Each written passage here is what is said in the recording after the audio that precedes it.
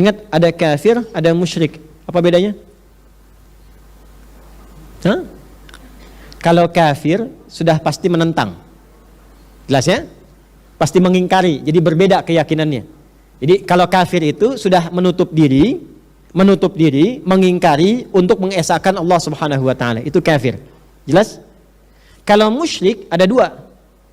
Ada kafir yang musyrik, mengingkari Allah dan menyekutukan Allah dengan Tuhan yang lain.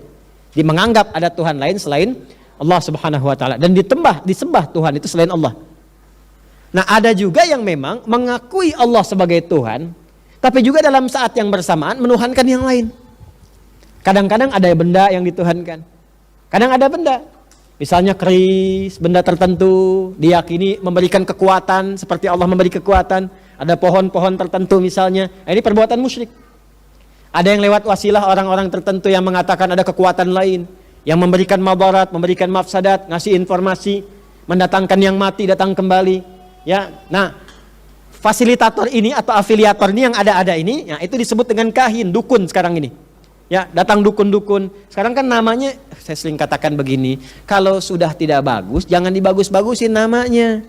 Maksiat itu kalau sudah sepanjang salah, jangan dikasih nama yang bagus sehingga dianggap sesuatu yang baik. Dukun ya dukun, jangan dikasih nama lain, paranormal misalnya kan.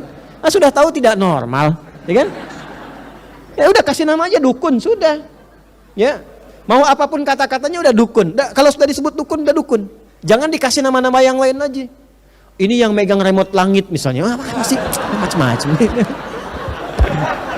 Ada aja gitu kan. Udah sebut dukun ya dukun.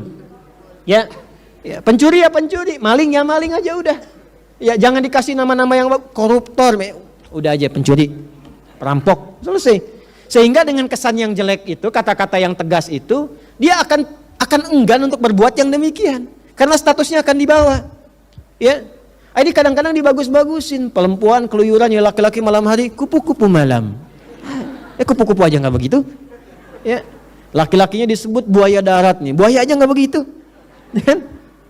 Jelas ya? Jadi kalau ada yang berbuat yang tidak baik, tempatkan sesuai dengan tempatnya saja. Paham sampai sini? Nah, musyrik di sini teman-teman sekalian, musyrik itu bisa berlaku bagi orang yang ingkar sekaligus ya dan menuhankan selain Allah, itu kafir dan musyrik.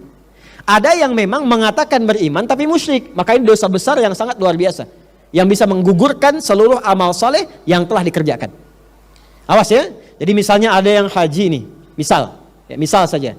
Ada yang umrah, ada yang puasa, sholat, tapi saat yang bersamaan dia datangi dukun, dia mempercayai ada keyakinan lain, kekuatan selain dari Allah, maka ketika perbuatan musyrik itu terjadi dan tidak taubat sebelum meninggal dunia, maka berpotensi tidak mendapat ampunan Allah dan tidak berguna semua amal yang telah dikerjakan sebelumnya.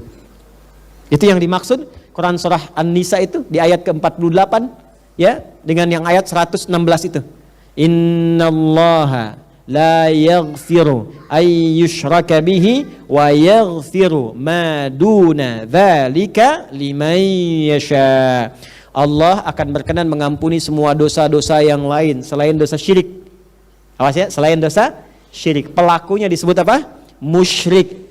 Sepanjang dia musyrik selama hidup tidak bertobat. Ingat, tidak bertobat.